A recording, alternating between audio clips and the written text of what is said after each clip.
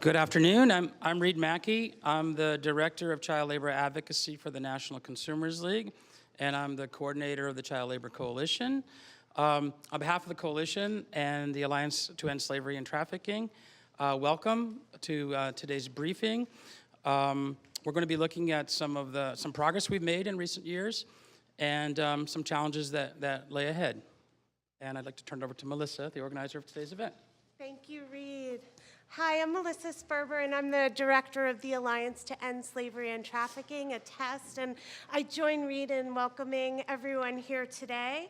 It is with great pleasure and admiration that I introduce our first speaker, the founder and executive director of Challenging Heights, James Kofi Annan. Just 1 week ago, I was in Accra and drove out to the coastal town of Winneba, where I saw the magic that all the children served by Challenging Heights attribute to James. The children in Winneba believe that James is magical because of what he has created in their community, the same community where James grew up and where he was left vulnerable to the traffickers that exploited him on Lake Volta. James's organization has built a school for 800 children, 30% of which are survivors of trafficking, and the other remaining 70% who all come from vulnerable communities. And that's not all. Challenging Heights is also responsible for a shelter that houses 50 children, boys and girls, who've been rescued from the worst forms of child labor. He has established alternative livelihoods programs that give young adults the tools that they need to pursue careers in technology and communications and marketing. And he's established community-based programs that intervene with parents and children and their communities to prevent exploitation from happening. These achievements, combined with his vision of scale and sustainability, have left a magical impression on me, and I'm confident that they will on you as well. So it's with great admiration that I introduce James. Thank you.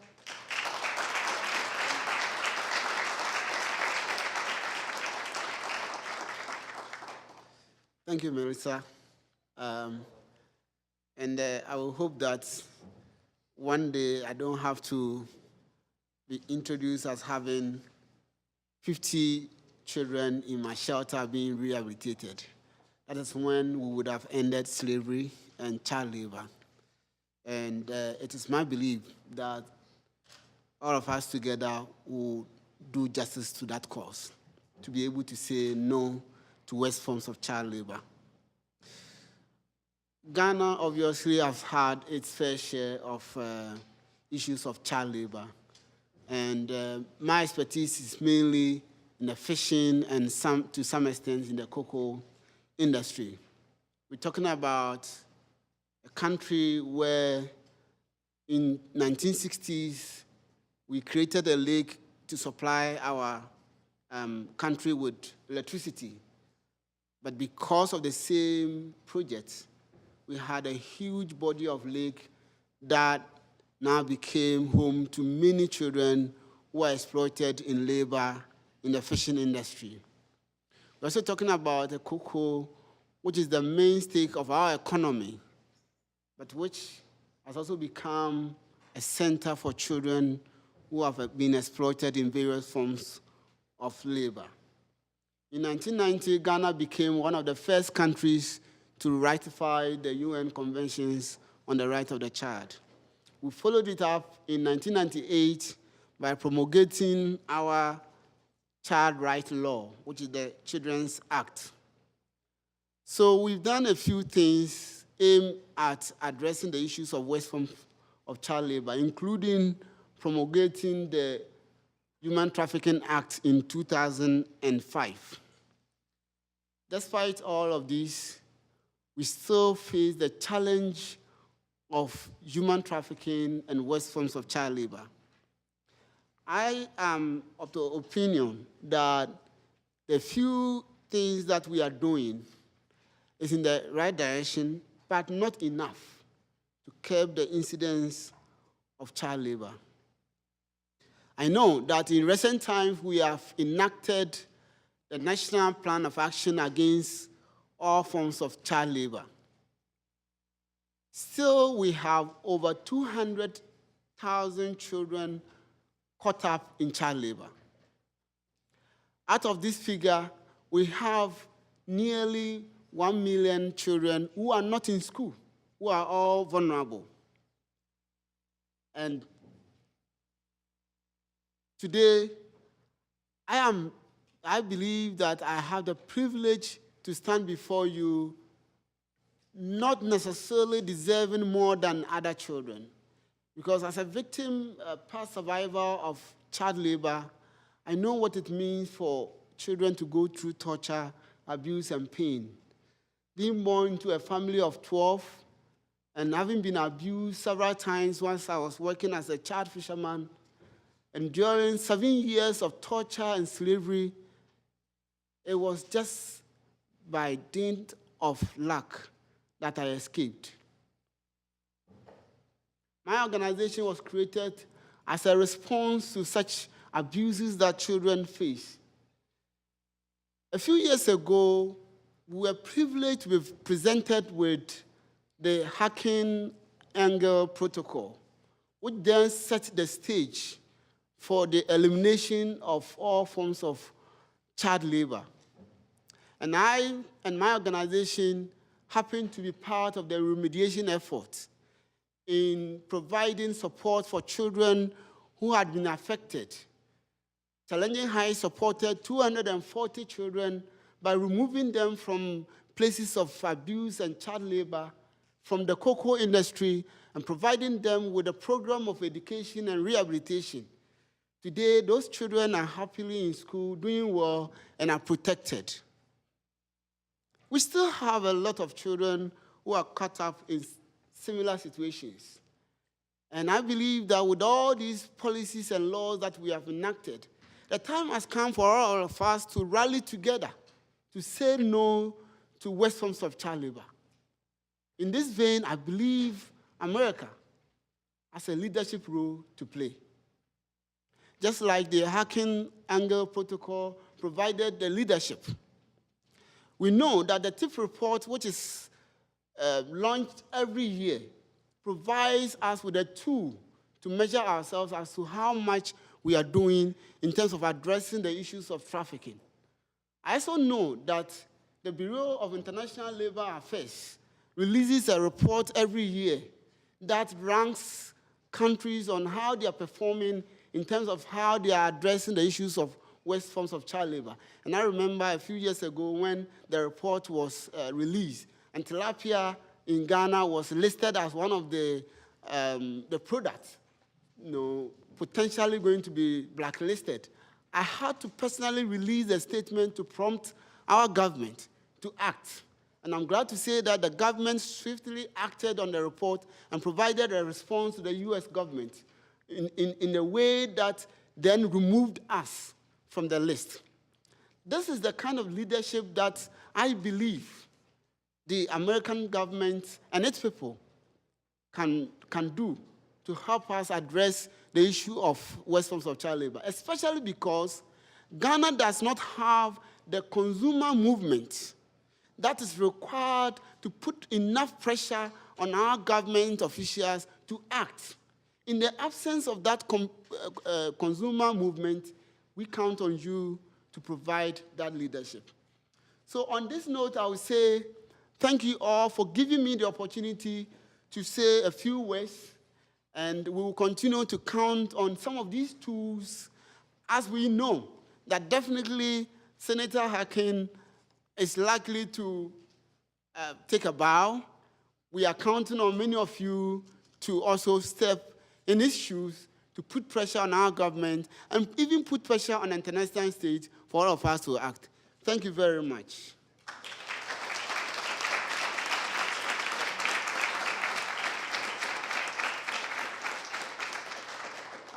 And on this same stage, I have the honor and pleasure to introduce our next speaker, who is Senator James Harkin, after my own name. And I must say, I never imagined in my whole life that I will ever stand in front of you to speak. That privilege was something that was very lofty. And today I have it. Thank you. Now, Senator Harkin has been such a tremendous force in shaping the United States government leadership in preventing the exploitation of children worldwide. I wish to tell you that his leadership has meant for my organization and how we have combated child labor a lot, especially, as I said, through the Harkin Angle Protocol, we're able to support 240 children in cocoa sector. And we're still working in some way to support children who are caught up in child labor in cocoa sector. In 2001, Senator Harkin joined with Congressman Elliot Angle to establish the Harkin Angle Protocol to address the use of child labor in the cocoa sector, particularly in the Ivory Coast and Ghana. This protocol has meant that our organization received funding to work on child trafficking in the cocoa industry, as I said earlier. Senator Harkin has also been a champion of the Bureau of International Labor Affairs. Through his career on Capitol Hill, Senator Harkin has demonstrated how important it is to understand and work with survivors of this movement. Senator Harkin has also honored the many victims and survivors of exploitative child labor by hearing their stories, like you have heard me today, and incorporating their voices and their ideas into important work to find effective solutions in the fight to end worst forms of child labor. Senator Harkin's personal commitment has been an inspiration to many. He has shown us what is achievable, despite daunting odds, when there is a true champion that stands up to lead. Senator Harkin.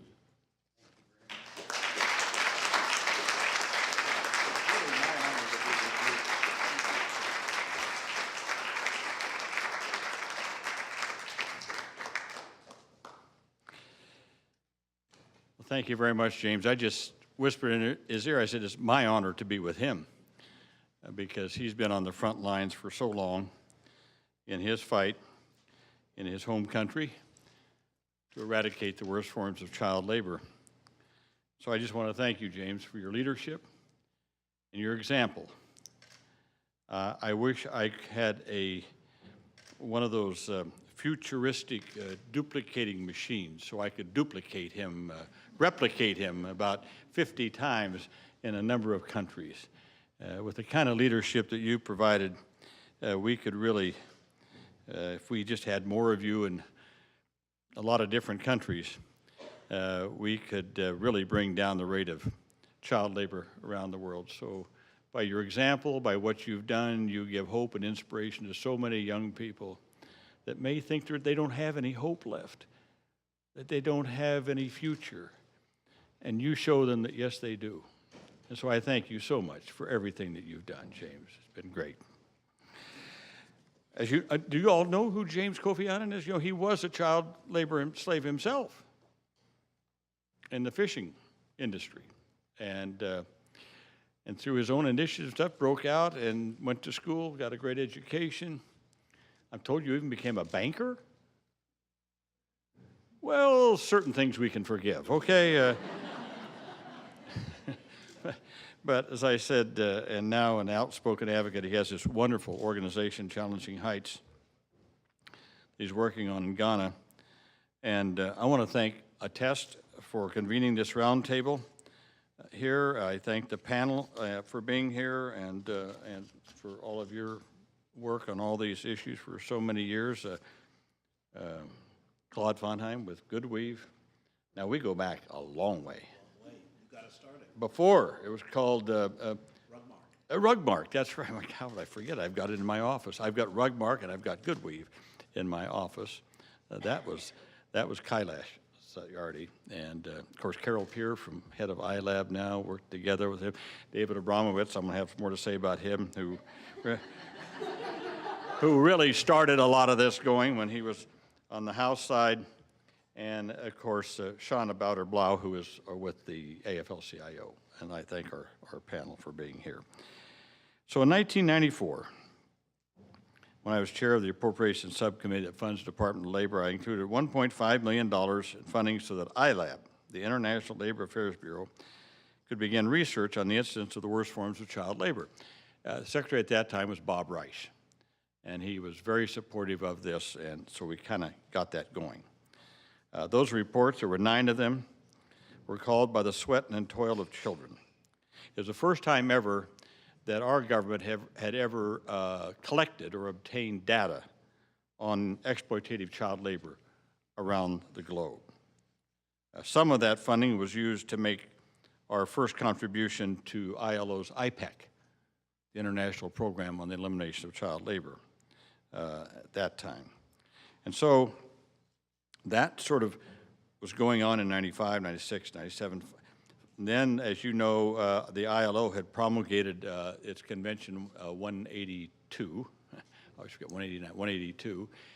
And I remember I went over with Clinton, President Clinton, over to Geneva for his signature on it. We brought it back here, and it passed, got it ratified on the definition, an international definition of the worst forms of child labor, and codified in that convention, which I don't know how many hundreds of countries have signed on now, but the entire world. That convention focused a spotlight on the issue, gave an international platform to activists around the world.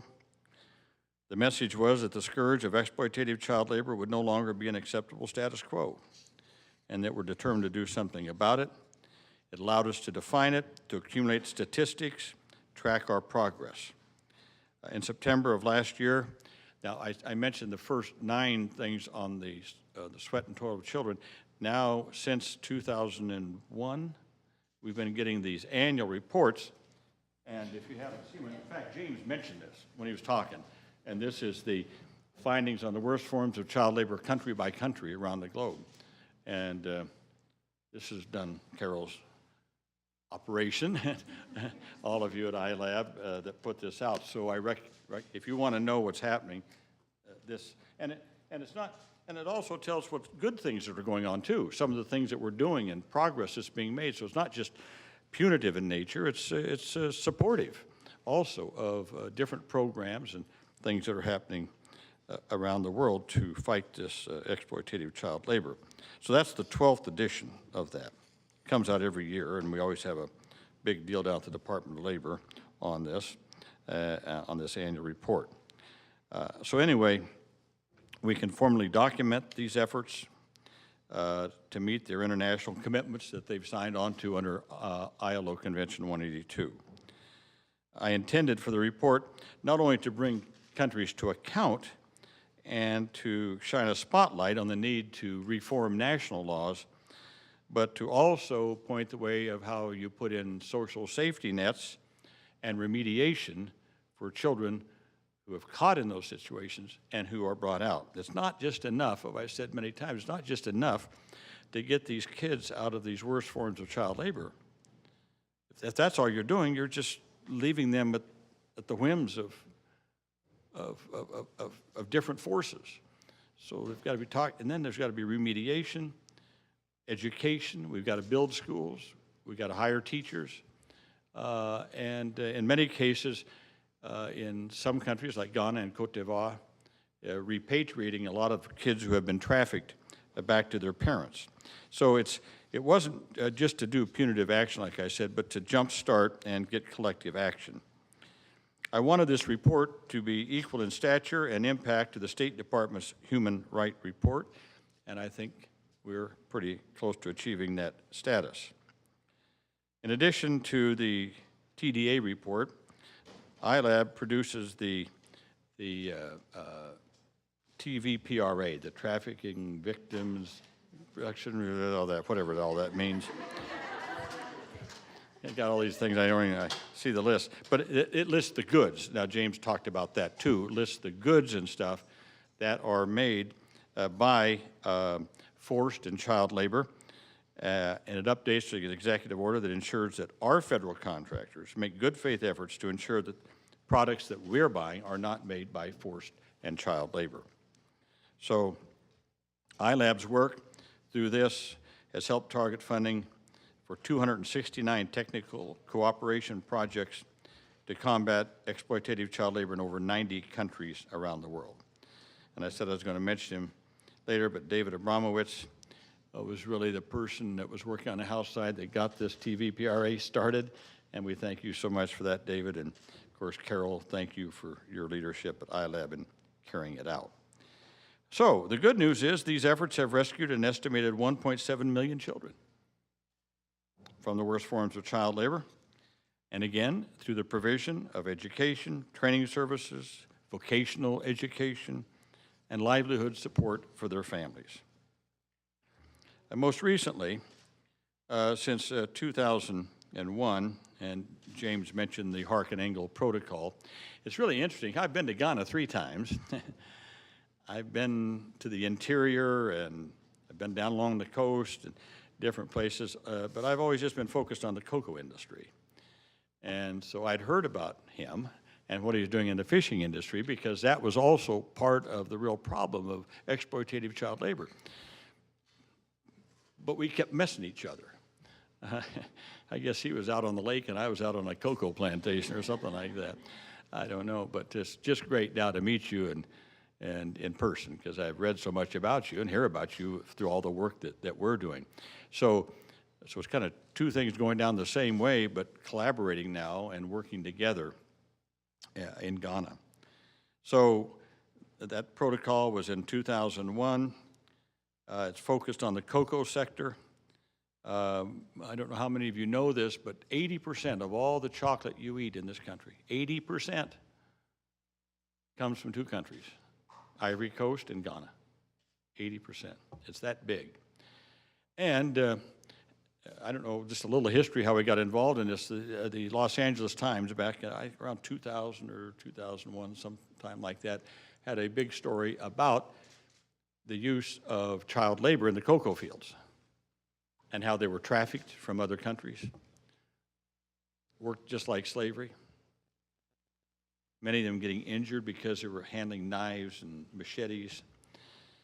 And so a nascent sort of a movement started in this country to boycott chocolate. Well, that got the ear of Nestle and Mars and Cadbury and a few others like that. And here's a little funny aside I might tell you. And so I got involved in it. I got involved in this movement. And here's a funny little history. Back in about 1979, I was telling Mark Hamilton this earlier. By the way, Iowa's been intimately involved with you over there, and I didn't even know a lot of that, even from close friends of mine. So back in 1979, 1980, there was an infant formula action committee set up that engineered the Nestle boycott on the way they were marketing infant formula to mothers in foreign countries. And of course, because of the lack of good water and stuff, kids were getting sick. People were being told they should do that rather than breastfeed. Of course, we know that breastfeeding is the best of all. And so there started a Nestle boycott. Turns out I happened to be the honorary chairperson of the Infant Formula Action Committee. I was in the House at the time. So I got up front on the Nestle boycott. And this went on for, 3, 4 years, 5 years, something like that.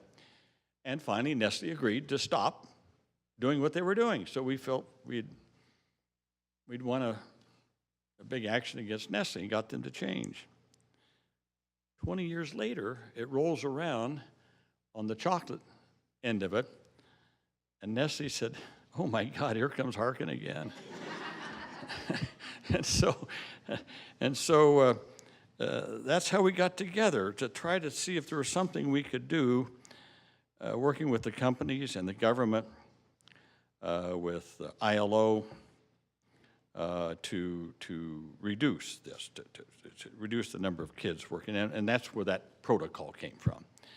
And then, but it sort of did some good over those next 8 or 9 years, but we didn't have hard goals set up. And money, who was going to put how much money into these things. So by 2010, we had another, what do I call it? Well, not a what do we call it? It was the COCO agreement that we did in 2010. So we got the governments to sign it, ILO, our government, Department of Labor, and me and Engel again.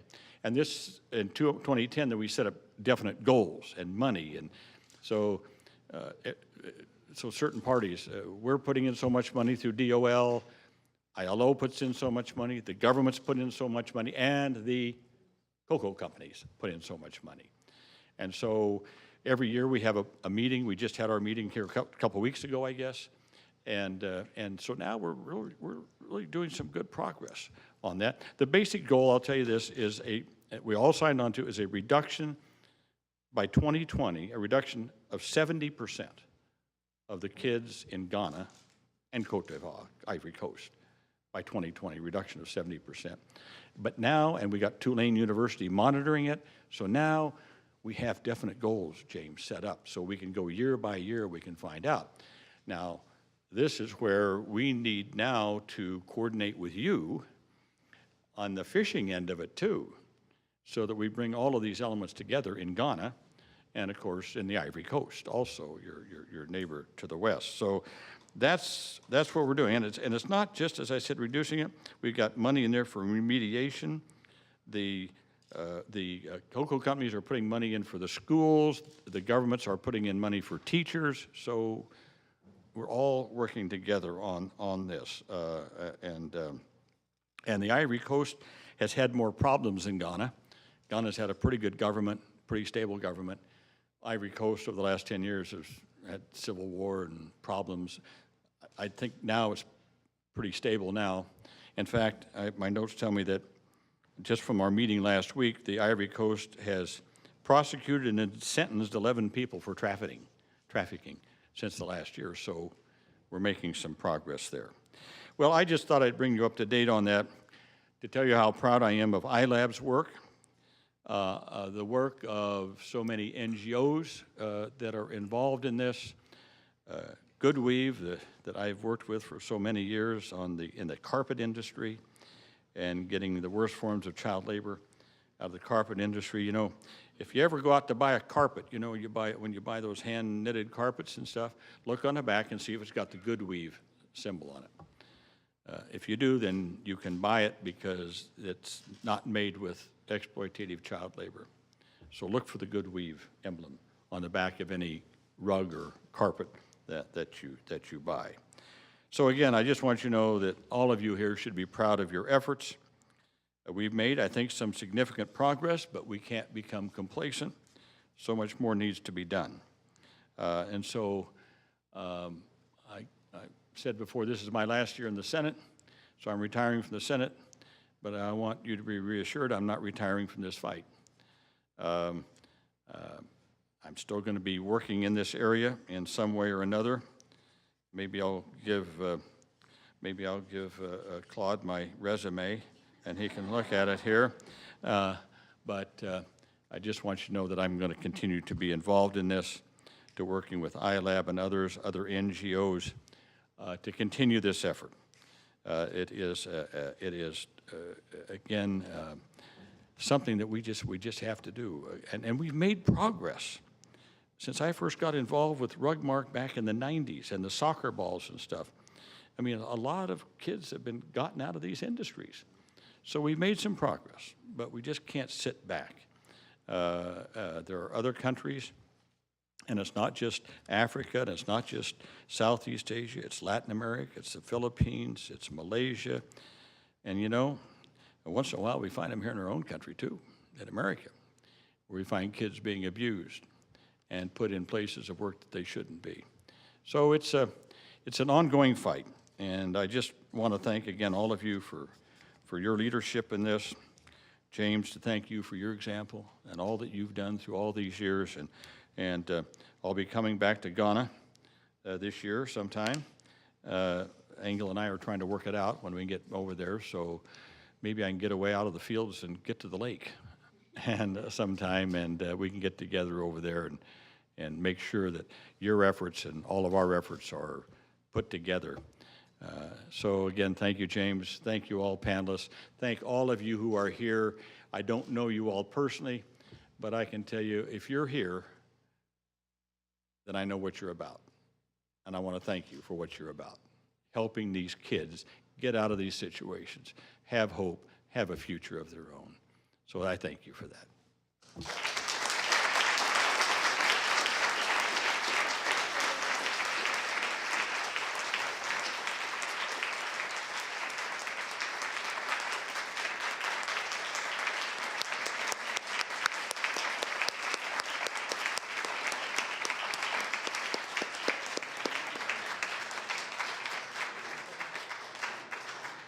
So we're so grateful that the senator could join us here for this part of the program, and to James for his kind introduction.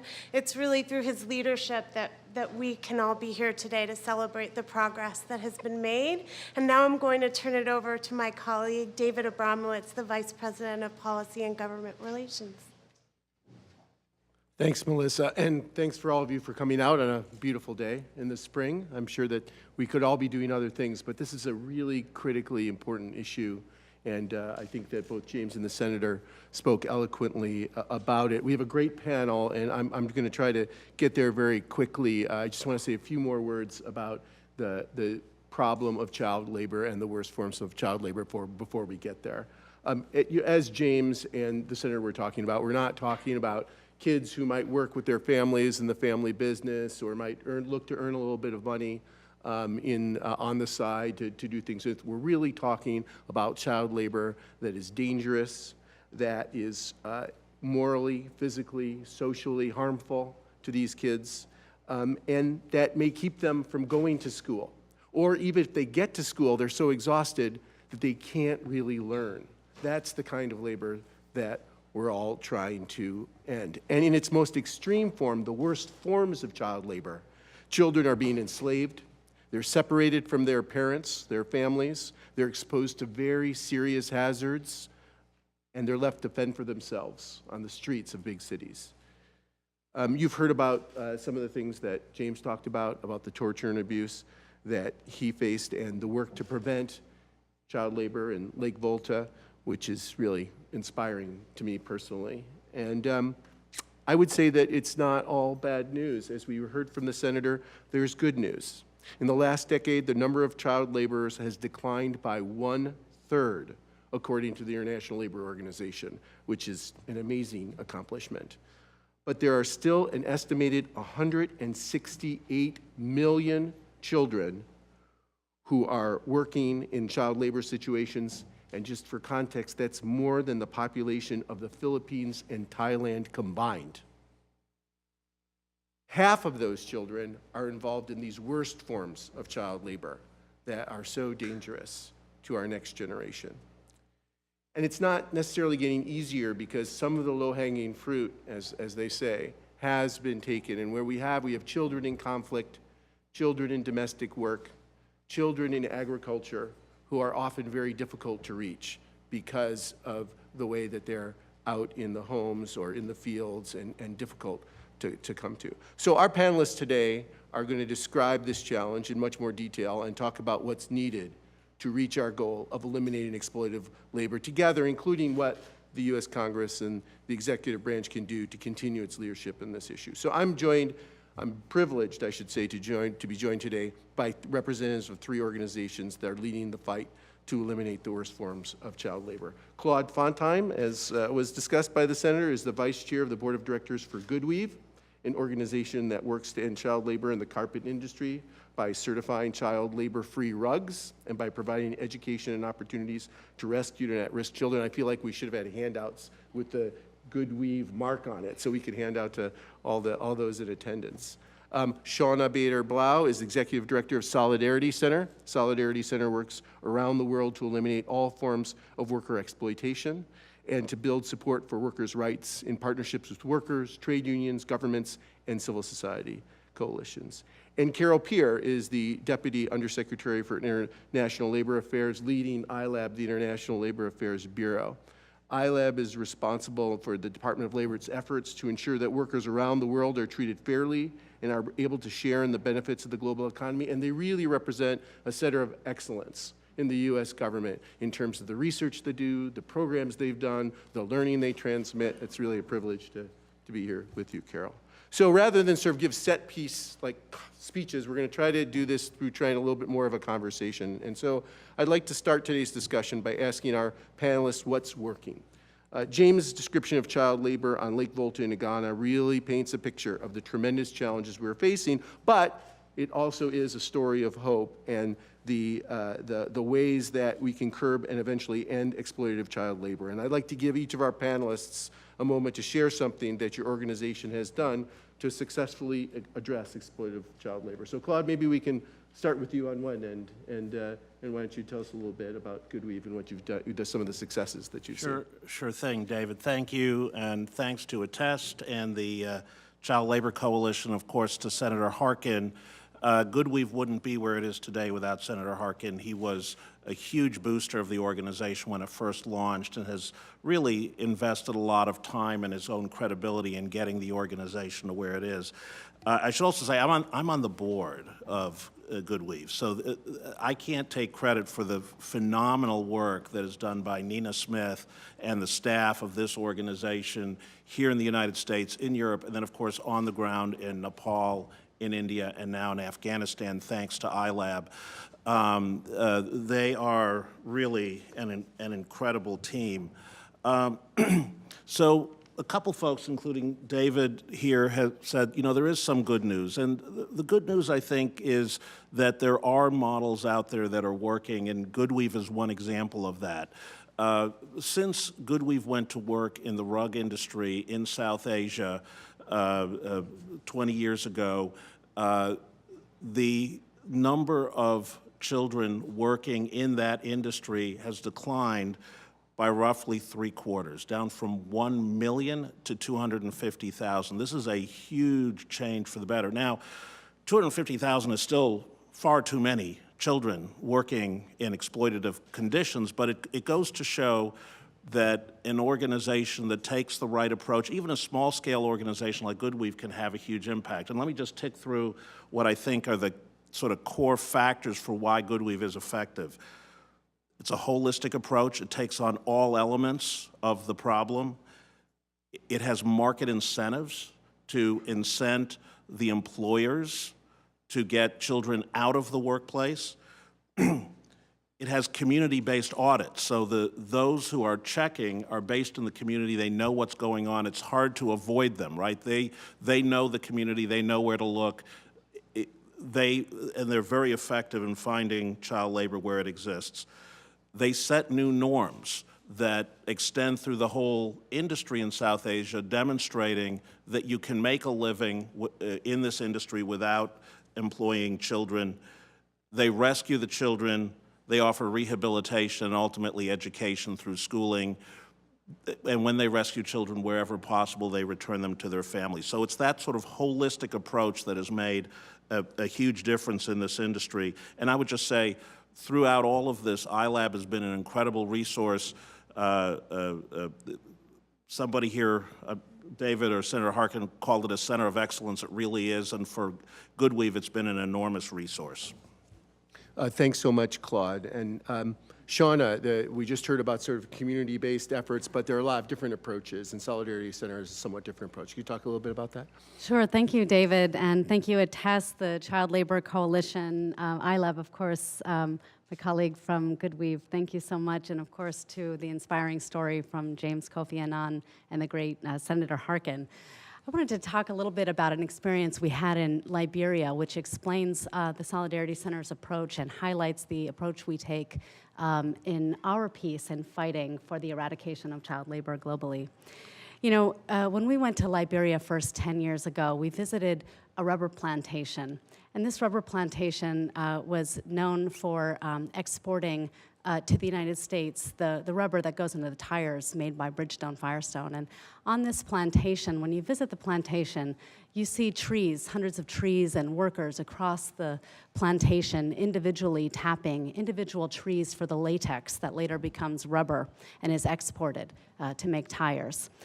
And these workers carry dozens of pounds of latex, liquid latex, on their back, sometimes 150 pounds and more, and are working against production quotas at the time that were really set so high it was impossible for an individual to meet a daily production quota without bringing his or her family, and especially children, to join in the transport of the latex and the tapping of the trees. And so the problem of child labor was endemic on this plantation. But we were lucky when we got there to meet some incredibly brave and inspiring leaders among the workers on this plantation who had a vision for a different type of work environment there. They had a vision for forming an independent organization to represent their interests. And together, through a democratic process, they formed the first independent union on the Firestone plantation in many decades. And they got to the point where they were able to bargain over wages and working conditions with the employer there. And one of the first things they tackled when they entered the bargaining table was the endemic problem of child labor due to the high quotas. And they settled on an agreement with the company that led to not only improved wages for the adult workers, but also lower quotas.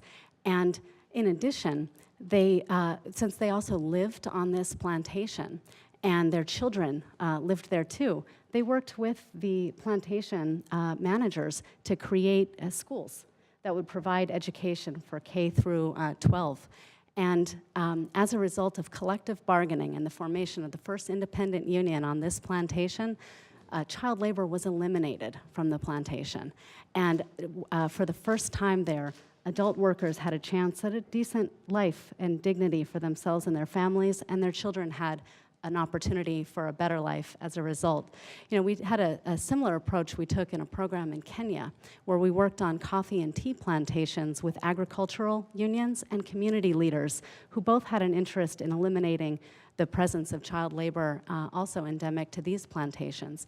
And together, you know, agriculture represents the majority of child labor in the world. And so these approaches of helping parents and workers form independent organizations that can represent their own interests and raise wages and working conditions through collective bargaining. They can also extend the application of labor law and improve the lives of many adults and create decent work for adults and eliminate over time the need for an interest in child labor through education as well. And through that program in Kenya, we saw a reduction in the small area we worked of 1,500 children who left work and went to school. And 3 years later, we evaluated progress on that program, and 80% of the children remained in school and not at work. Thank you so much, Shauna. And you know, as you were talking, I was thinking about one of the members of the coalition of the ATEST coalition, the Alliance to End Slavery and Trafficking, the coalition of Immokalee workers, which works to eliminate slavery in the tomato fields in Florida. And one of the things about working with these various organizations is that you often are meeting tremendously brave individuals who are so inspiring, just as James was demonstrating when he was speaking to us. I think it's a very exciting part of learning the successes and being in the field. And for someone who supports world leaders around the world, Carol, perhaps you can talk a little bit about ILAB and the support that you give to some programs like this, but others, and what you've been finding has been working. Thanks. Sure, thank you so much. And I just want to reiterate the thanks to ATEST and to the Child Labor Coalition for organizing this event. Thank you to Senator Harkin. We quite literally would not be doing what we are doing without his leadership. He obviously has been a phenomenal supporter of ours and actually stole almost all my talking points. But I would like to elaborate just a bit on some of the issues that he flagged, that he raised. We do produce, obviously, the annual report on the country's efforts to eliminate the worst forms of child labor, roughly 150 countries around the world, the TVPRA list. And I think it's important to underscore, as the senator said, that these research materials are not intended to sit on a shelf. They are intended to address the problems that are identified therein. They are intended to try to ensure the kind of remediation that the senator referenced. And two of the exciting developments since I started at ILAB with respect to the annual volume on the worst forms of child labor is that we are now assessing countries' progress, and we are putting forward recommendations to solve the problems that we identify. And those two tools, the assessments and the recommendations, have proved invaluable to us. They provide a roadmap for us to engage with the governments, and they have provided a list of, I guess, options for those governments to then come to us and ask for assistance, which has been hugely gratifying for us. We have been able to respond to requests from other governments for assistance based on the recommendations in our annual TDA report. We have designed a technical assistance program, which we call CLEAR, which provides essentially a fund that we can then use to respond to these requests that we get from other countries. And we are starting to use the expertise of our staff in some cases to be able to provide direct technical assistance to governments. Serbia is an example of that. And so I think these are living documents, and that's how we view them, and that's why we think they are so important. One of the challenges that we have, which the Senator also referenced, is ensuring sustainability. He referred to it as remediation, same thing. We need to make sure that the grants, the projects that we fund, the efforts that we engage in are sustainable. We don't have any interest in withdrawing kids from child labor only to leave 5 years later and see them back in the fields or back in other worse forms of child labor. So in order to do that, we are we develop a holistic approach, which Claude referred to as well. And we're also looking at the other tools that we have in our toolbox, not just through our Office of Child Labor, Forced Labor, and Human Trafficking, but also our Office of Trade and Labor Affairs, where we can use the provisions that we have in the labor chapters of free trade agreements and unilateral trade preference programs to use as carrots and sticks, I guess, if you will, to try to supplement and bolster our efforts to eliminate the worst forms of child labor. I just want to give one example of a project where I think all of these different aspects of our work are coming together very nicely, and that's in the Dominican Republic. I think, as many folks know, we have, since 2001, in that report on the worst forms of child labor, been listing sugar as a sector in which we have concerns with respect to the worst forms of child labor. Again, since 2009, on the TVPRA list, sugar has been listed. Last September, we issued a report in response to a submission that we received under CAFTA, the free trade agreement with Central America and the Dominican Republic, alleging that the government was not effectively enforcing its labor laws in the sugar sector. And in that report, we found apparent and potential violations of Dominican child labor laws in the sugar sector. Around the same time, we announced a $10 million project to address worst forms of child labor, working conditions, and workers' rights in agriculture, including the sugar sector, in the Dominican Republic. And the activities that that project will undertake represent for us that holistic approach. Education services, livelihood services, vocational training, capacity building for the labor inspectorate, and workers' rights centers, which goes to the point that Shauna was raising. It is important that the families, the parents who are working in agriculture, know their rights, know what they are entitled to under Dominican law, and know how to assert their rights by either organizing or filing complaints if they feel that they have been violated with the Dominican government. Thank you.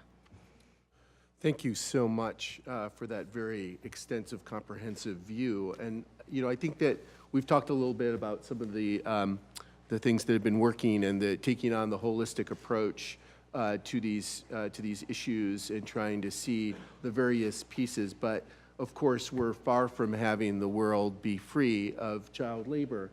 As I mentioned, we still have millions of children in child labor and even millions of people in the worst forms of child labor. And I wonder if we could talk a little bit about the challenges that we're still facing in this field. And Carol, you went last. Maybe I'll ask you to go first. And ILAB has done some great research. You talked about the sustainability as a significant challenge, but maybe you could talk a little bit more about that or other challenges that you see. Sure. I think one of the biggest challenges, and it's pretty self-evident, but one of the biggest challenges in combating child labor is that child labor has so many underlying causes: poverty, educational systems that don't adequately serve the kids in the area. I mean, if you ask any parent if he or she wants their child to be working, the answer is going to be no. So what we need to do is, it's a development issue, it's a law issue. The problem of child labor is so multifaceted that the approaches to addressing it need to be similarly multifaceted and similarly nuanced, I guess. And I think, one example for us of a project that we are funding where I think these different challenges have played out, I guess, in spades, unfortunately, is our $15 million project in the Philippines sugar sector.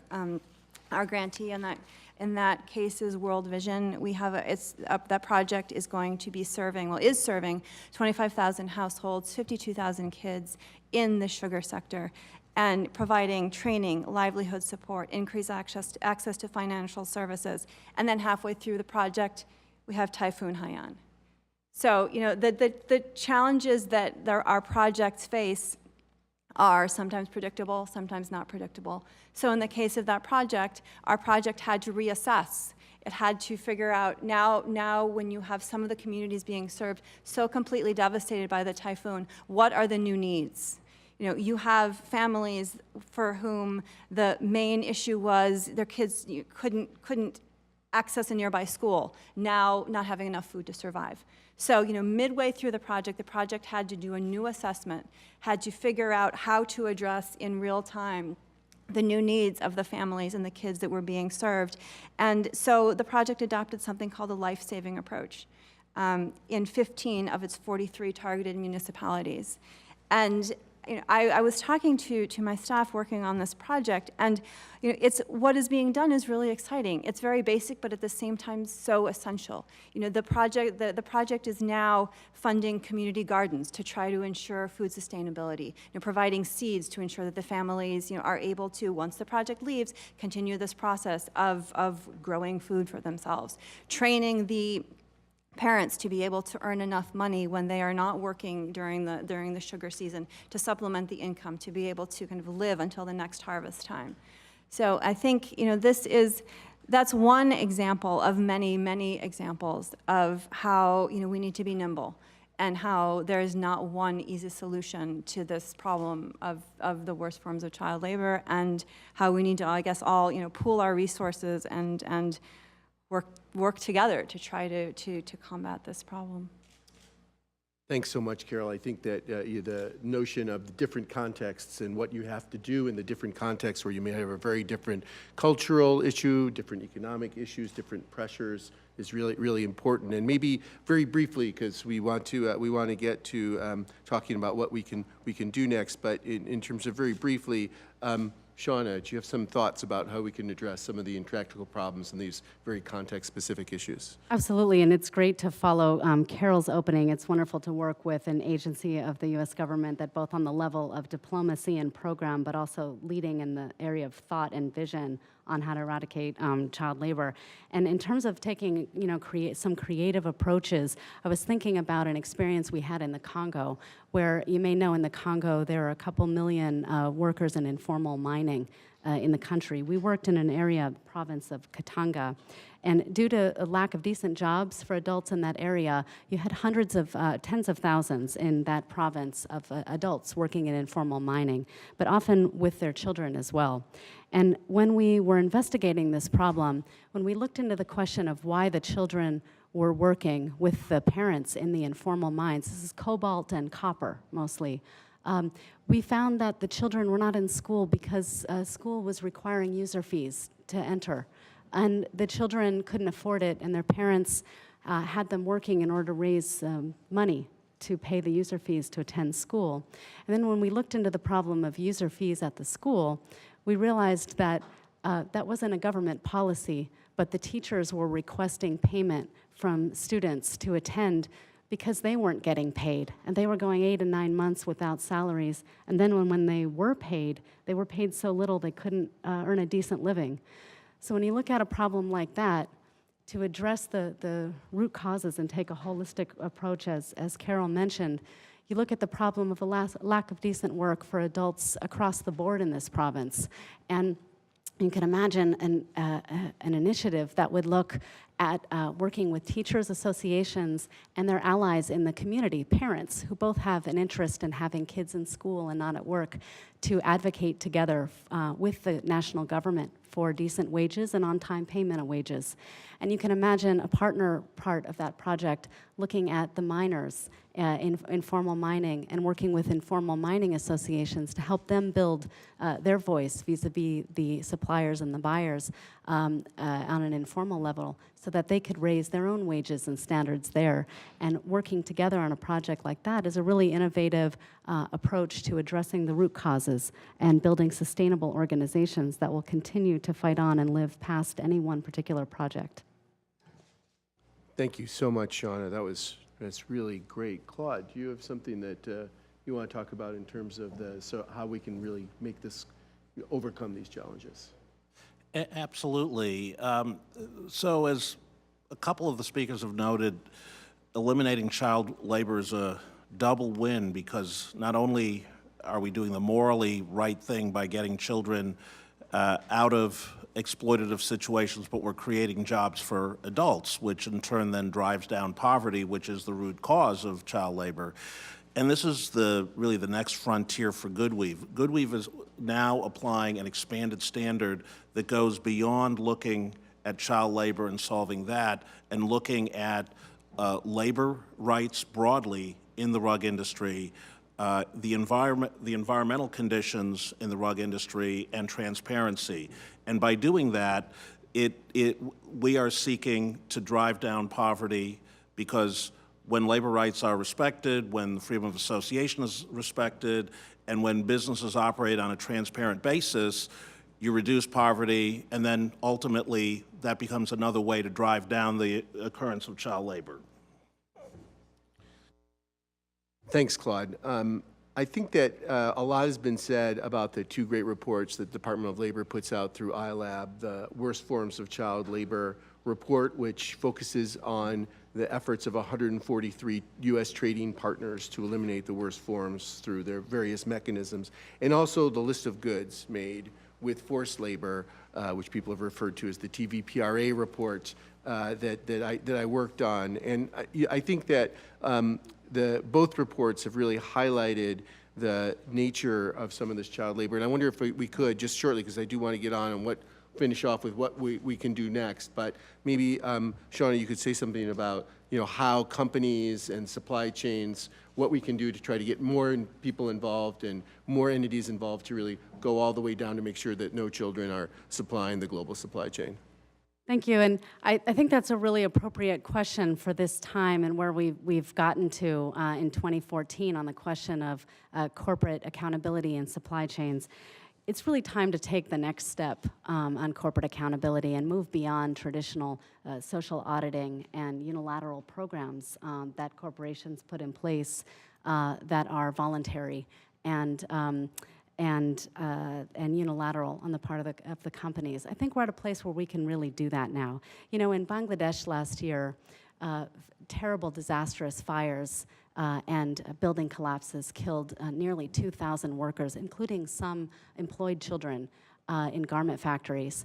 And these factories had all been inspected through social auditing schemes and voluntary programs, and findings were made of dangerous conditions, but there was nothing compelling changes. And I think that's really the place that we're at now. We need to look at a different model. And there are a lot of different versions of models out there today, and we're happy afterwards in the question and answer, or if you'd like to reach out to us, we have plenty of examples of new areas on the frontier of corporate accountability.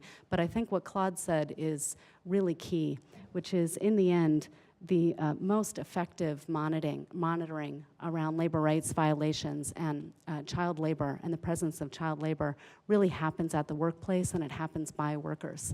And that's why full implementation of the International Labor Organization's core labor standards going beyond, including the eradication of child labor, but also freedom of association and collective bargaining are absolutely crucial parts of any long-term plan for corporate accountability in supply chains. Claude, you actually are working with businesses in terms of being in the middle of the economic sector.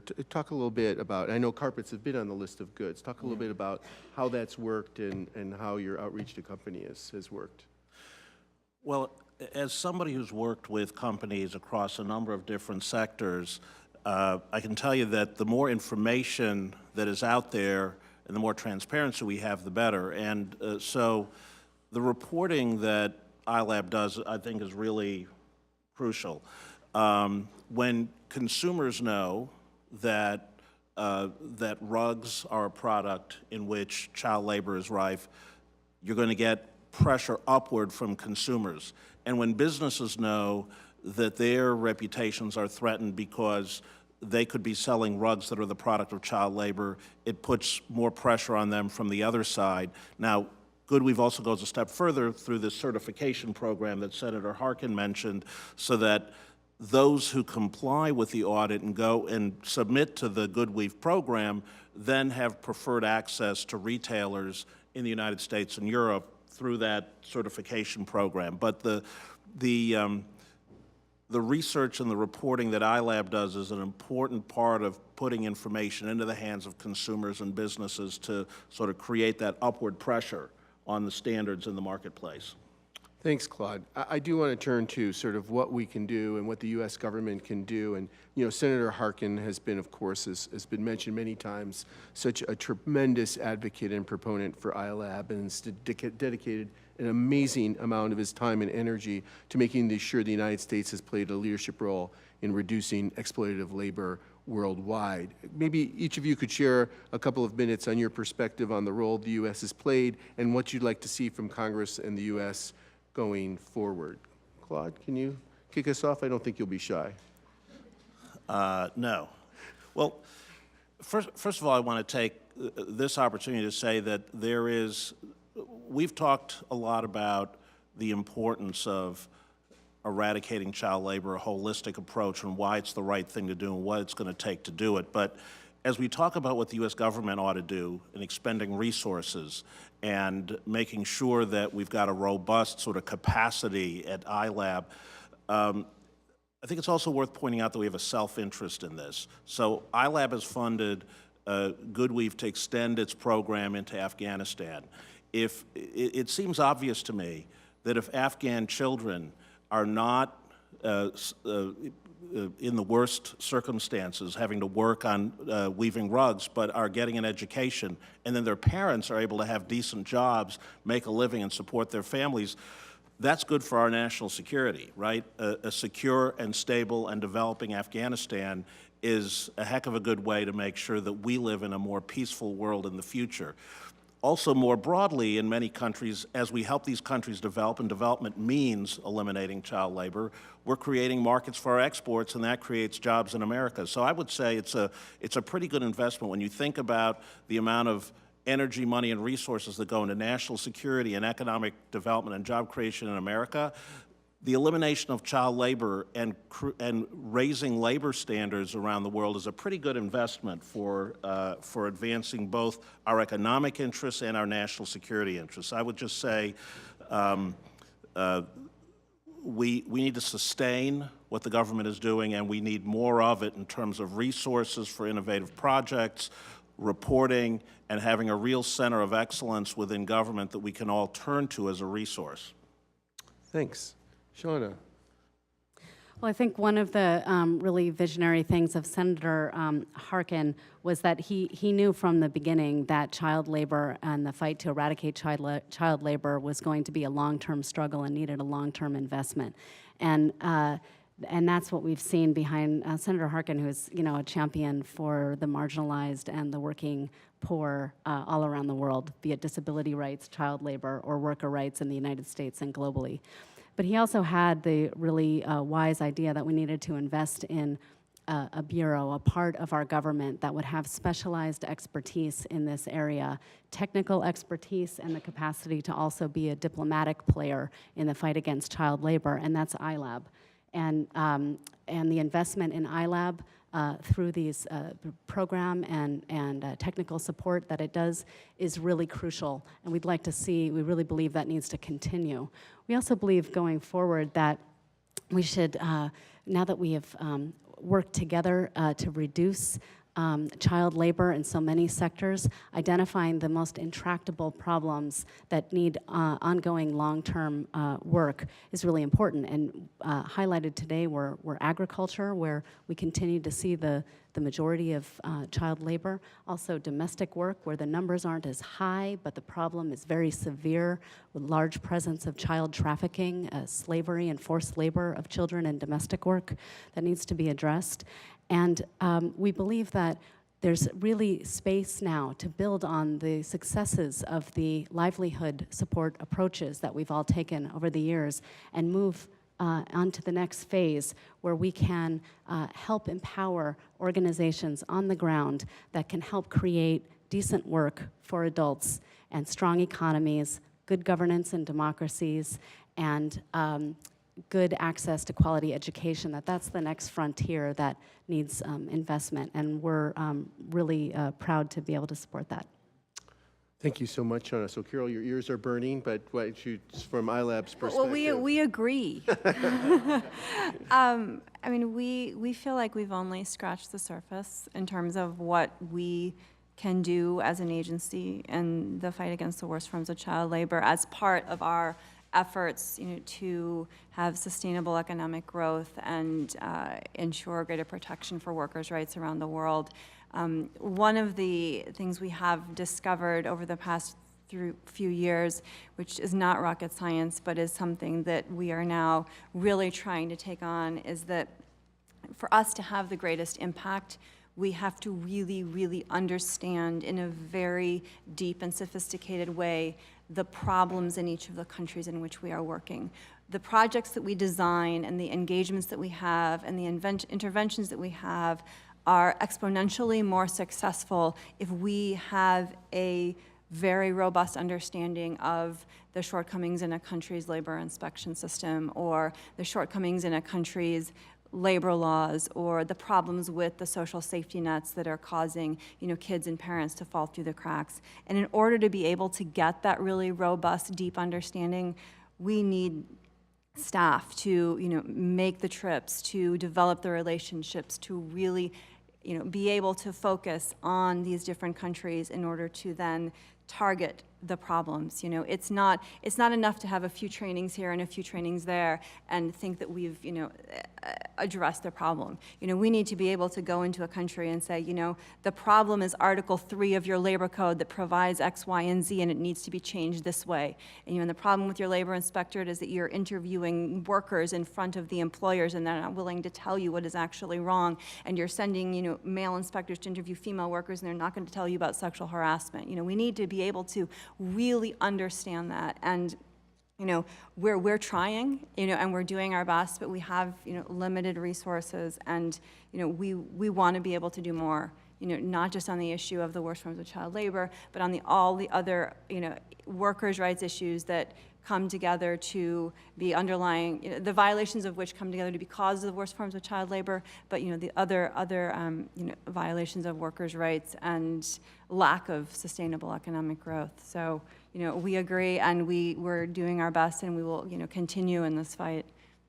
Thank you so much, Carol. And just before we turn to questions, there is legislation that is under consideration or is being looked at. We have, as Claude was saying, information is critical. There's some legislation that talks about transparency of businesses, what businesses are doing, and to have transparency in their supply chains. We'd be happy to talk to you about that. And then, Senator Harkin talked about how, a huge amount of chocolates comes into the United States. Actually, that kind of imports are not permitted under U.S. law, except that there is an exception where the U.S. doesn't produce that particular good. It's called the consumptive demand. And there's been a lot of talking over the years about whether there could be something to shrink that loophole. So we'd be happy to talk to you about some of those initiatives afterwards. But let me see, we have a few minutes. We had a very expansive conversation. Senator Harkin gave us such a great overview. It's limited our time, but we could have time for 1 or 2 questions.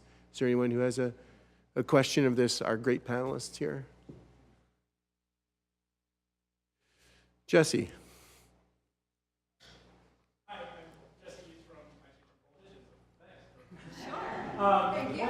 One thing I was curious about, and maybe Carol, we'll start with you, but then I'd love to hear from Solidarity and Broadmark as well, is how you all measure the effectiveness and the impact of the interventions and the programs that you run. Thanks for that question, and that's something that we are working very hard to do. Going beyond measuring whether or not the individual projects are actually implementing the goals that we've established, we want to figure out whether or not they're having on the ground the impact that we intend, which should line up with whether or not they're meeting the goals, but doesn't always do so because we're trying to make sure that we're adopting the correct strategies and the projects are adopting the correct strategies, but sometimes they do and sometimes they don't, and so we're trying to figure out what works best. So we have in some of our projects, the Philippines being one of them, El Salvador being another, Peru being a third, adopted the policy of doing impact evaluation. So we do a baseline survey at the beginning of the project to figure out where things stand, if you will, and then after a number of months of implementation of the project, somewhere around the middle, we assess again to figure out whether or not the impact that we wanted is actually occurring. And we do that through the use of control groups. So we see what service, 2 different services, which is working best to accomplish the goal, for example, of getting more kids into school. So, and then at the end, of course, we do another assessment to see if the results are what we had hoped. This is something we're trying to do more and more of, because obviously, the whole point of all this is to have an impact. Thanks. Shauna, you were talking about this a little bit earlier, and then one of your projects, you went back and looked longitudinally at whether kids were still in school and so on. Is there something more you would want to add on that point? Well, sure. Beyond just the traditional dedication that we all need to have to measuring impact, I mean, that is the whole point of the work, is to make sure we're making a difference. And asking that question at the program design phase right in the beginning on a programmatic level is really effective. But, one way that we find is the most effective to create the best measures is really to be designing them jointly with our implementing partners. So if we're working together with the communities and community associations and unions in our case and workers to design a program to address child labor in a community, looking at those measures from the beginning with them. What is your vision for change on this project and how together can we reach it? Is a really effective way to create measures, and it's something that I think funders are thinking through more successfully with partners than ever before. Shauna, thanks so much for that. This whole idea of doing things with someone, not for someone, is really a critical part, I think, of development more generally. Andrew Zolli, who works in New York on trying to bring different communities together, talks about if you bring the smartest people in the world together to try to solve a problem, if you don't actually bring the people who are facing that problem, who can tell you what that problem really looks like to them, you're not really going to get a solution that's really going to solve the problem. Claude, did you want to add anything before we wrap up on this point of impact and effectiveness? I don't know if it's really on this point, but I would say more broadly, the notion of partnership is crucial to headway, and we've seen that at GoodWeave, because we wouldn't have been able to do what we've done, or what the staff, what the great team there has done, without partnering with the industry in country that was the source of the problem. Being in the communities, being with the kids and their families, working with retail here and in Europe in order to influence purchasing, and then partnering with government here. Without all of that, we wouldn't be where we are. So absolutely, I wish there were a silver bullet, one thing we could do that would solve this, and it just isn't like that. Well, I think that you should, I think you'll all agree that even if there's not one silver bullet, GoodWeave, Solidarity, and ILAB are developing multiple different kinds of bullets to try to address the problem wherever they find it. And they're doing critical work to the safety and well-being of the next generation. You know, these and other organizations, including the ones in ATEST, are working on this, that are working on these issues, continue to need support from leaders in the United States, and we at Humanity United and ATEST would be excited to work with any of the offices that any of you represent to continue uplifting this important agenda. And please don't hesitate to call on us as you think about how you and your bosses can help finally eradicate child labor in the years ahead. I want to thank the Child Welfare Coalition for co-hosting this event with HU and ATEST, and I really want to thank our panelists for a really great conversation. I really appreciate it, and please join me in thanking them for their efforts.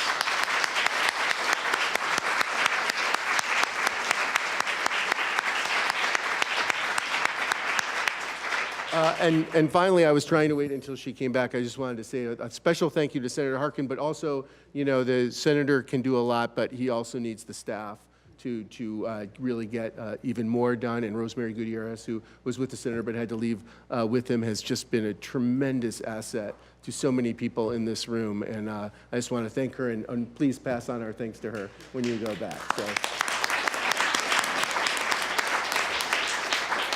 So thanks, and please enjoy any more additional refreshments that are in the back. And thank you very much again for coming for this panel.